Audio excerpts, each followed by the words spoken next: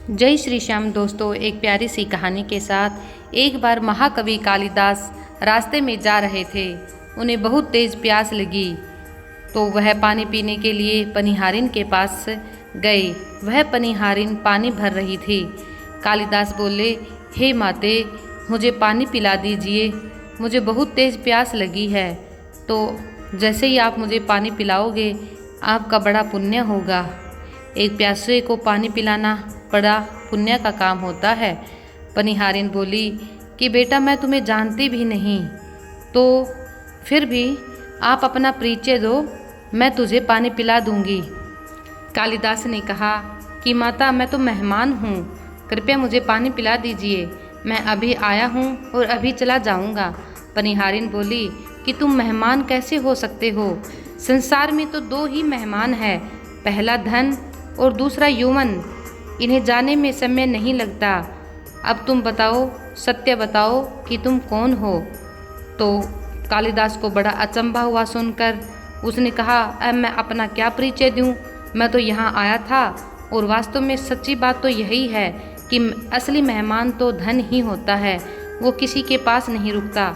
आज आपके पास है, दूसरा दिन किसी दूसरे के पास चला जाएगा। असली मेहमान तो धन ही है। और दूसरा यौवन, यानी कि जैसे ही बच्चा जन्म लेता है, जन्म से लेकर मृत्यु तक उसका यौवन खत्म होता जाता है, वो कभी भी वापस लौट के नहीं आता। तर्क से पराजित कालिदास अवाक रह गए। कालिदास बोले कि हे माता, मैं सहनशील हूँ, अब तो आप पानी पिला दीजिए। पनिहारिन ने कहा, नहीं, सहनशील तो दो ही हैं। पहली धरती माता जो पापी और पुण्य आत्माओं सब का बोझ सहती है, उसकी छाती चीर कर बीज बो देने से भी अनाज के भंडार भर देती है। और दूसरा सहनशील है पेड़, जिनको पत्थर मारो फिर भी मीठे फल ही देती है। तुम सहनशील नहीं हो, सच बताओ तुम कौन हो? कालिदास मरने की स्थिति में आ गए, मूर्छा की स्थिति में आ गए और तर्क वितर्क से झल्ला कर उठे। ठीक है माता, मैं हट्ठी हूँ। पनिहारिन बोली, फिर असत्य बोल रहे हो बेटा? हट्ठी तो दो ही हैं, पहला नाखून और दूसरे केश, जितना भी काटो बार बार निकल ही आते हैं। सत्य कहो बेटा, आप कौन हो? तभी मैं आपको पानी पिलाऊंगी। कालिदास बुरी तरह से परेशान हो गए और अपमानित और पराजित महसूस करने लगे।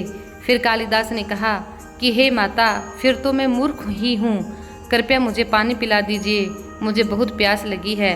पनिहारिन ने कहा, नहीं, तुम मूर्ख कैसे हो सकते हो? तुम तो बहुत बड़े राजा हो। मूर्ख तो दो ही हैं, पहला राजा जो बिना योग्यता के भी सब पर शासन करता है, और दूसरा दरबारी पंडित जो राजा की प्रशंसा करने के लिए गलत बात पर भी तर्क करके उसको सही सिद्ध करने की चेष्टा करता है। इस प्रकार यह सारे वाक्यांश सुनकर कालिदास के मन में अब कुछ और रहा ही नहीं। कुछ बोल न सकने की स्थिति में कालिदास उस पनिहारिन के पैर पर गिर पड़े और पानी की याचना के लिए गिड़गिड़ाने लगे। तब उस पनिहारिन ने कहा, उठो बेटा। आवाज़ सुनकर कालिदास ने ऊपर देखा तो साक्षात माता सरस्वती वहाँ खड़ी थी। कालिदास ने दोबारा से उनके पैरों में गिर पड़े और बोले, हे माता प्रणाम। कि बेटा, शिक्षा से ज्ञान आता है, न कि अहंकार से। तूने शिक्षा के बल पर प्राप्त मान और प्रतिष्ठा को ही अपनी उपलब्धि मान लिया और अहंकार कर बैठा।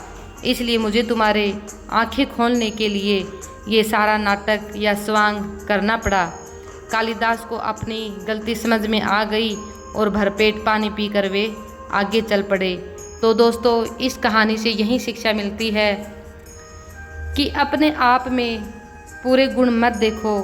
न अपने आप को मूर्ख कहो, न ज्ञानी कहो, न सहनशील कहो, क्योंकि हमें खुद नहीं पता कि हम कैसे हैं। क्योंकि किसी की नज़र में हम अच्छे हैं, किसी की नज़र में हम बुरे हैं।